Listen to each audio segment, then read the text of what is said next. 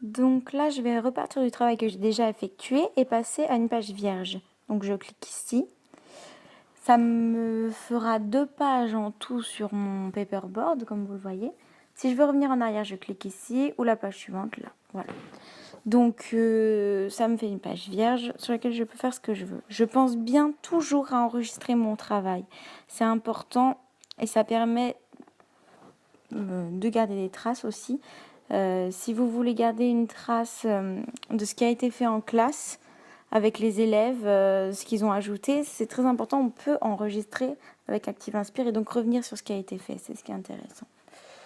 Voilà, donc là maintenant je vais vous montrer comment des fonctions un peu plus complexes d'Active Inspire, comment insérer un média.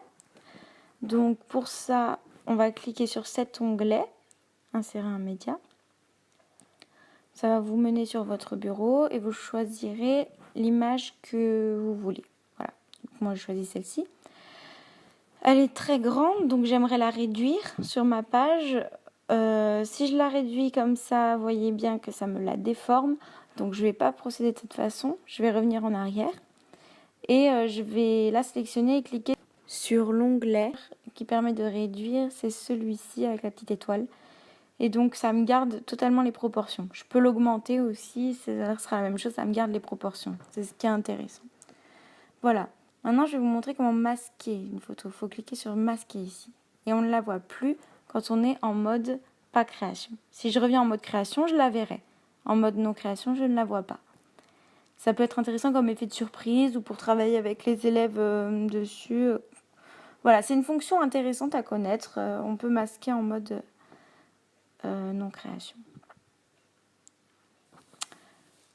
Voilà, et là, je peux rien faire, je la vois vraiment pas.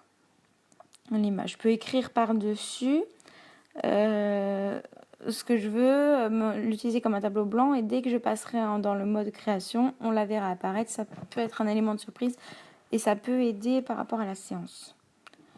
Voilà. On aura des exemples de séances dans le blog qui permettront de se servir de cette fonction. Donc là, j'enlève le mode masqué et je vais créer des flèches en lien avec l'image qui va mener à des mots que les élèves pourraient placer sur les flèches. Des définitions de l'image. Voilà, là je fais un peu au hasard sur le nez, les yeux.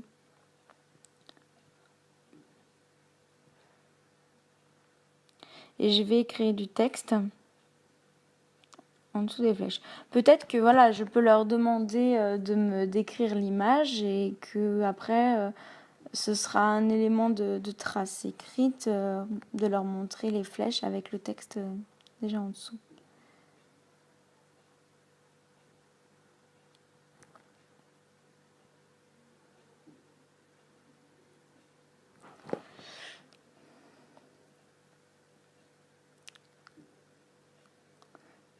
Ainsi, si je veux masquer également ce texte, je peux cliquer sur masquer comme je viens de le faire.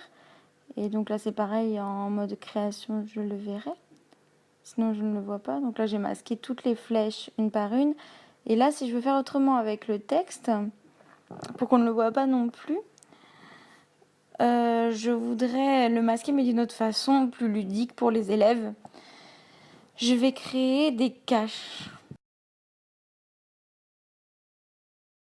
Donc là, je vais enlever le mode masqué pour créer mes caches. Donc, je vais le faire de cette façon. Je vais choisir l'onglet forme, prendre un rectangle, créer le cache sur mon objet, voilà. Donc là, ça me fait des caches rouges de partout, c'est visible, les élèves peuvent les déplacer comme ils veulent pour découvrir le mot qu'il y a en dessous. Ça, c'est intéressant.